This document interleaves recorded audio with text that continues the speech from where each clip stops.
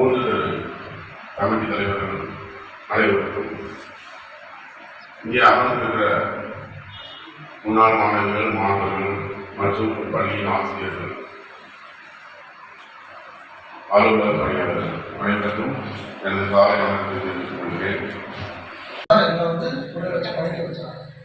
அதனால யாரும் பிள்ளைகளும் எழுதுவாங்க. இங்கே எங்களோட கூடுவாங்க எழுச்சி நாங்கள் படித்தோம்.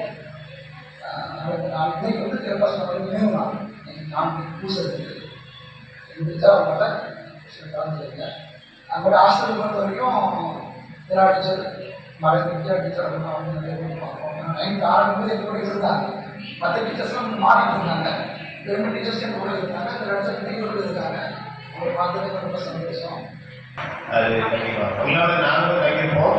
அப்படி தங்கியிருக்கும் போது இரவு சாப்பாட்டுக்கு பிறகு தந்தை எங்கிட்ட அப்போ அவங்க வயசு கொடுங்க. ஆனால் மற்றவங்க எல்லாம் சின்ன பசங்க தான். ஆனால் யாருமே உதவி பண்ண மாட்டாங்க. நான் இப்போ பார்க்கும்போது எனக்கு அதை பார்த்து ஆச்சரியமா இருக்குது. சார் பரவாயில்லை, இப்போ எவ்வளோ கவனமாக இருக்குது அப்படிங்கிற அதுக்கு காரணம் ஊக்க நம்மளுடைய ஃபாதர் தான், சுஷிவன் ஃபாதர் தான். அதற்கு முதல்ல சொல்லிக்கிறேன்.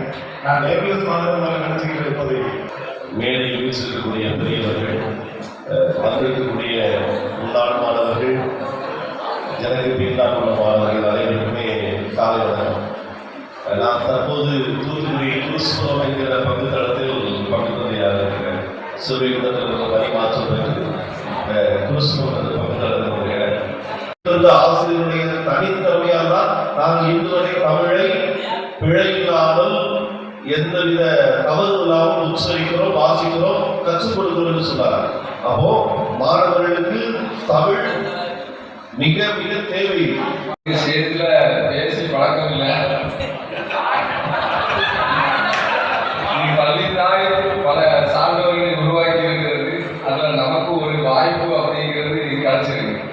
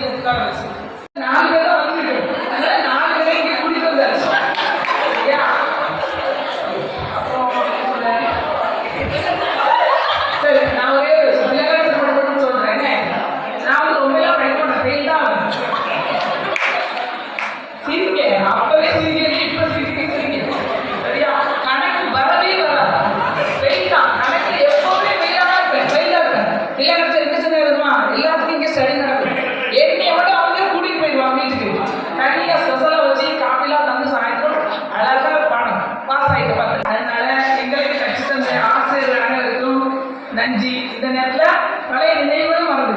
ஏன்னா ஒரு பிளேட்டை கொண்டோம் 3 பேர் உட்காந்து முருங்காய் போட்டு விரல சாப்பிட்ட ஞாபகம் வருது. 2 பிஸ்கட் விளாட ஞாபகம் வருது. நிறைய நினைவுகளாக வருது. எங்களை கூட்டி இந்த ஒரு நினைவுகளை தந்ததற்கும் இவ்வளவு கூட வைத்த அந்த உதவி செய்த அனைத்து உள்ளங்களுக்கும் எங்களோட 5வது பேட்ச் சார்பாக நன்றி. இருந்தாங்க. நைட்டு 8 மணி வரை ஸ்டடி நடக்கும். அவங்க ஃபாதர் 2 பேரும் வருவாங்க. சார் ஃபாதர் சின்ன ஃபாதர் என்ன செய்வாங்க, டிராமர் எடுப்பாங்க. வாய்ஸ் எல்லாம் சேர்ந்து அறிவரும் நாற்பது படமாக போயிட்டாங்க. அப்போ முஸ்லிம் ஃபாதர் எடுத்துட்டாங்க. அப்பவே ஃபாதர் அப்படியே காட்டிட்டாங்க.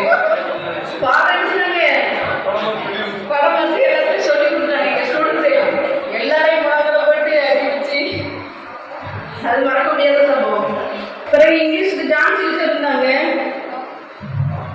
சயின்ஸுக்கு தமிழ் எடுத்து நல்லா ஒர்க்கு ஃபுல்லாக டெஸ்ட்டு வச்சு எல்லாரும் ஆக்டர்ஸ் ஒர்க் பண்ணி வச்சுட்டாங்க. எங்களுக்கு செல்லம் எடுத்துச்சு.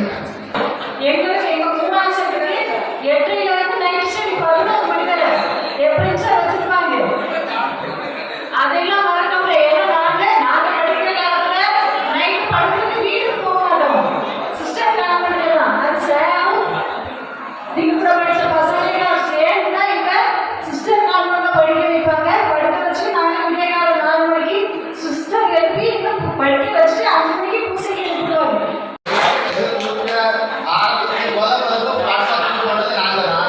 அதே மாதிரி என்ன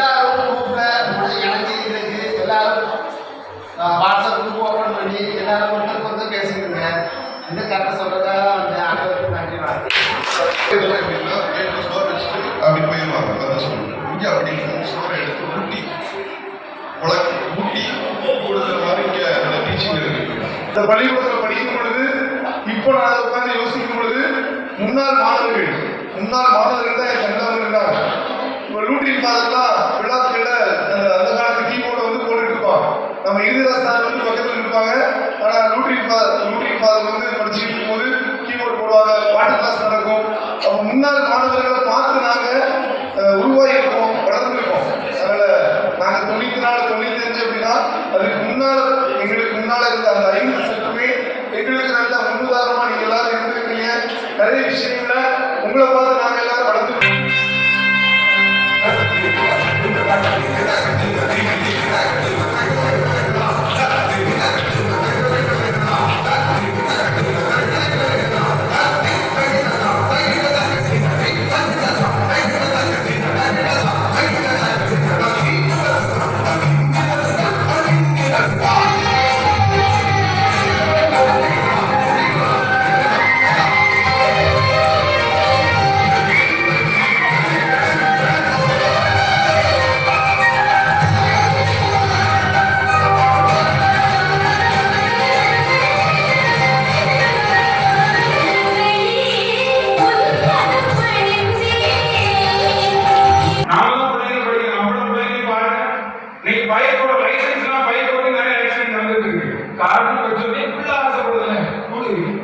நீங்க எப்படி பண்ணீங்களா?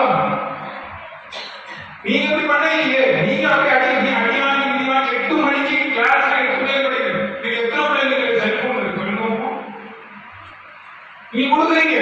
நீங்க எப்படி 8 மணி வரைக்கும் படிச்சீங்க? சிஸ்டர் காலேஜ்ல 8 மணி வரைக்கும் படிச்சீங்க. நீங்க நானே நைட் ஸ்டடி உட்கார்ந்து படிச்சோம். போன நாளே தெரிஞ்சு வரணும். இன்னைக்கு உடனே ஒரு ஆண்ட்ராய்டு இருக்கும். இதுதான் இன்னைக்கு நடக்கிற விஷயம். இன்னைக்கு நம்ம ஒரு குழுக்கள் இன்னைக்கு ஒரே ஒரு கஷ்டமான விஷயம். பாஸ்போர்ட் ஆஃபீஸ் போகும்போது மதுரையில் ஒரு சின்ன பிரச்சனை. ஏன்னா நானே மீன்ஸ்னால அந்த அட்ரஸ் சேவாங்க. இன்னைக்கு பாஸ்போர்ட் ஆஃபீஸ் கூப்பிட்ட உடனே மதுரையில் கேட்டாங்க, உங்க ஊர் என்ன ஊர்? பெரிய டிஸ்பிளே இல்லை அப்படின்னா. எதுக்கு சார் அப்படின்னா, ஊர் படிக்கிறது 62870 நான் படிக்க முடியும். எல்லாருக்குமே தெரியுதுன்னா இப்போ 62870 படித்து வந்து சொல்றாங்க. எவ்வளவு அசிங்கமா இருக்கு எனக்கு. இந்த ஊரு பெரிய நான் பெருமையா பேசுறது. இந்த ஊரை நான் வளர்ந்துறேன். இந்த ஊர்ல பள்ளியில படிச்சோம்னா இவ்வளவு இதை வச்சுட்டு இவ்வளவு படிச்சவங்க நாமளா இருக்கும்.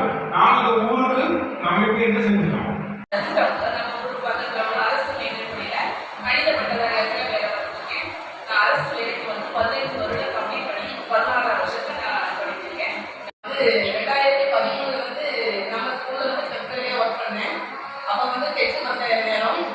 முதல்ல அந்த ஒரு முக்கியம் அந்த இதை கொடுத்தது வந்து தக்காளி விஷயம் அவங்க மறந்துருக்கணும். எனக்கு சொன்ன ஒரு வார்த்தை, கிளாஸ் முடிஞ்சதுக்கு அப்புறமா 4:30 அப்புறமா கண்டிப்பா நீங்க வந்து நாங்கள் 2 பேர் இருந்தோம். டெம்பரரியா ஒர்க் பண்ணது கண்டிப்பா ஒரு வேளை இருந்து ப்ராக்டிஸ் பண்ணிட்டு தான் போகணும். அதான் எழுதுவேன் அப்படின்னு சொன்னாங்க. அப்ப நாங்கள் உட்காந்து படிச்சோம். அந்த வருஷமே 2013 ஆகஸ்ட்ல வந்து டென்த்ல நான் பாஸ் பண்ணி உடனே எனக்கு வேலை கிடைச்சிது. Thank you teacher. எனக்கு சயின்ஸ் சொல்லி கொடுத்தது. நான் இங்கே அறிவியல் பண்ணுறதா ஆசிரியர் அறிவியாக நினைச்சுப்பேன். நிறைய டவுட்ஸ் அவங்க கேட்பேன். விஷயம் எப்படி நாடு அவ்வளோ நாடு வந்து அவங்களுக்கு தான் படிக்கணும். பக்கத்து ஊர்ல 3 பேர் வந்தாங்க. அதுல முக்கியம் ஃபர்ஸ்ட் எடுத்து விட்டுட்டீங்க. நானே நிக்கிறேன் கைதால இருந்து யா ஊர்ல பத்தி எப்படி தெரிஞ்சு சொல்லுங்க எனக்கு எப்படி இருக்கும். அப்புறம் சரி அப்படின்னு சார் எந்த ரியாக்ஷன் காட்டாம இருந்துட்டேன். ஆனா அதுக்கப்புறம் ஸ்கூல்ல விட்டதான் விட்டுட்டேன். 8ஆம் வகுப்பு படிக்கிறது ஸ்கூல்ல போகும்போது கஷ்டம் எடுக்காம வெளியே போகக்கூடாது. ஒரு சீல் கொடுத்தாங்க. சீலை வாங்காம போகக்கூடாதுன்னு சொன்னேன். நான் சொன்ன மாதிரியே வந்து சீலை வந்து வாங்கிட்டு தான் வெளியில வந்தேன் அப்படின்னு ரொம்ப சந்தோஷமா இருந்துச்சு. கூப்பிட்டு விளையாட்டு அவன் பையன் கூட பைக்கில் தான் வந்துச்சான். எனக்கு ரொம்ப சந்தோஷமா இருந்துச்சு. ஆனா இன்னும் நிறைய பேர் அடுத்த மீட்டிங்ல என்னைக்குமே மறக்கவே முடியாது அவங்களே அப்படின்னு நினைச்சாலே அதுதான் அந்த அளவுக்கு நல்ல ஒரு ரொம்ப படிச்சிருக்காங்க. 11th ஆனா அந்த சமயத்துல அந்த பழைய கதையை பேசுவது பழைய கஞ்சி மாதிரி டேபிளில் எவ்வளவு வெரைட்டியா வச்சிருந்தாலும் அந்த பழைய கஞ்சிக்குள்ள டேஸ்ட் இருக்கு பார்த்தீங்களா, அது யாராலும் அதை இரண்டாம் தரமாக பார்க்க முடியாது. ஒருவேளை வெள்ளை அரிசியில் சாப்பிட்றவங்களுக்கு அது நமக்கு பிடிக்காது. அந்த கருத்து அரிசியில் பழைய கஞ்சி எவ்வளவு சுவையோ அதே போல பழைய நினைவுகள். இப்ப யாராவது ஆளுக்கு வச்சிருந்தாங்க கூட்டிட்டு வச்சிருந்தா போராடிச்சு தூங்கியிருப்பாங்க. ஆனா உங்களுக்கு நிச்சயமாக பழைய கதையை பேசுகின்ற பொழுது போராடிக்கவே இல்லை. அந்த பழையது அப்படிங்கிறதுக்கு ரொம்ப ஆழமான அழுத்தமான அர்த்தம் உண்டு. இந்த ஊரினுடைய கலாச்சாரம் பண்பாடு மாறுவதற்கு நாம் இன்னும் வேகமாக கடந்து போவதற்கு உடல் செல்ல ஐந்தவர்கள் இப்படி நிறைய நல்ல தளத்தில் இருக்கக்கூடியவங்க இருக்கிறார்கள். உங்களுடைய மாடல் இந்த ஊருக்கு தேவை. திருவிழாக்கள் நடந்திருந்த பொழுது திட்டமிடல் நம்ம செய்யலாம். பழைய மாணவர்கள் இது போன்ற நினைவுகளை ஒரு நாளைக்கு ஒரு 5 பேர் என்ன செய்யலாம், கலந்து பேசலாம், மக்களுக்கு சொல்லலாம். இன்னைக்கு ஒரு ஆளை திட்டுறதுக்கு அடிச்சா ஏன் அடிச்சிய திட்டி இருக்கலாமேன்னு கேட்கிறாங்க பெற்றோர். திட்டுதா 2 அடி அடிச்சிருக்கிறாங்களே ஏன் திட்டுனீங்கன்னு கேட்கிறாங்க. என்னடா செய்ய? இப்படி பல குழப்பங்களுக்கு இடையே தான் இன்று பயிற்சி நடந்து கொண்டிருக்கிறார். ஆசிரியர்கள் திணறிக் கொண்டிருக்கிறார்கள் என்று எனக்கு தெரியும். ஒருவனை இப்படி நேரம் நிற்க வைப்பதே பார்த்திருக்கிறார். பிள்ளைங்களை நேரம் நிற்க வைக்கிறார். அடிச்சு அவன் டேபிள்ல கால தூக்கி டீச்சர் பேசும்பொழுது டெஸ்க் மேல கால போட்டு தான் பேசிட்டு இருக்கான். இதை மாற்றுவதற்கு எங்கேயோ வைக்க வேண்டியிருக்கிறது, ஏதோ நிரம்பி இருக்கிறது. லூசன் ஃபாதர் ஒருவேளை படித்ததுனால என்னவோ அல்லது நன்றி கடனா என்னவோ அடிக்கடி வந்து உளவியல் ட்ரீட்மெண்ட் கொடுத்துட்டே இருக்கான். தனிப்பட்டும் கொடுக்கிறார், மொத்தமாகவும் வைத்து கொடுத்துட்டே இருக்கிறார். எல்லாம் பயன்படுத்திடுறான். ஏகப்பட்ட சிக்கல் இருக்கிறார். அது பெற்றோர்களுடைய கூட்டத்தில் விளையாட வருகின்ற பிள்ளைகளுடைய பெற்றோர்களுடைய கூட்டத்தில் நன்றாக ஆய்வு பண்ணி பார்த்தாச்சு. 1-2 பேர் கோவப்படுவதாக சொல்றாங்க. வரதான் செய்யும். அதையும் என்ன செய்யணும், டியூன் பண்ணணும், பாலிஷ் பண்ணணும். ஆனால் யார் படிக்கிற எல்லா பிள்ளைங்களும் விளையாட வர்றது இல்லையே. எல்லா பிள்ளைங்களும் விளையாட வர்றது இல்லை, கொஞ்சம் பேர்.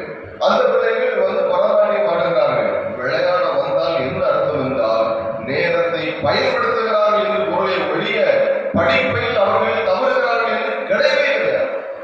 இப்ப இன்றைக்கு இதுல வந்த பிள்ளைங்க எல்லாம் விளையாட பரதநாட்டியத்தில் ஆடிய பிள்ளைகளில் 1-2 பேரை தவிர தினந்தோறும் விளையாட வருகிறார்கள். அவர்கள் நேரத்தை பயன்படுத்த தெரிந்தாலும் பெற்றோர்கள் சீரியஸாக இருக்கிறார்கள் அர்த்தம்.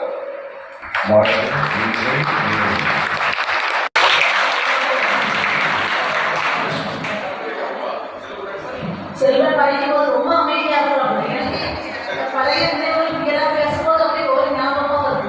அவருக்கு எப்படிலாம் இருந்தீங்க அப்படின்னு. செல்வன் அருமையா பேசுறேன். நான் உண்மையே நான் மனசுல வச்சுக்கிறேன். வீச்சு கூட அவருக்கு தலைவராக வைக்கிறது. உங்கள் அனைவர் சார்பிலும் எப்படி பழைய மாணவர்கள் தலைவர்கள்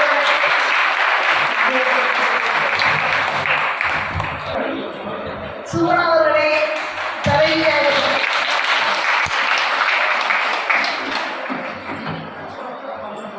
இதில் முக்கிய உறுப்பினர்கள் ஒரு சிலர் தந்திருக்கிறார்.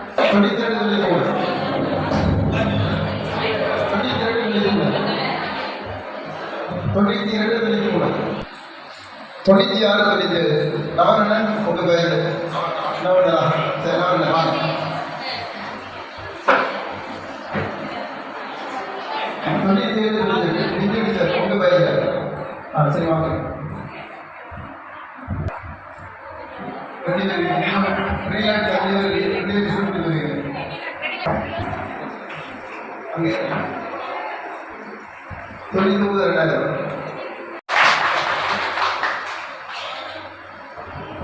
மாத கடைசியில் ஒரு கூட்டம்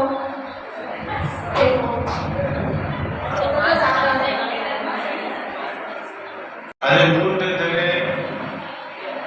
உறுப்பினர்களாக ஒரு 30 பேரை தேர்ந்தெடுத்து அவங்க மூலமா இந்த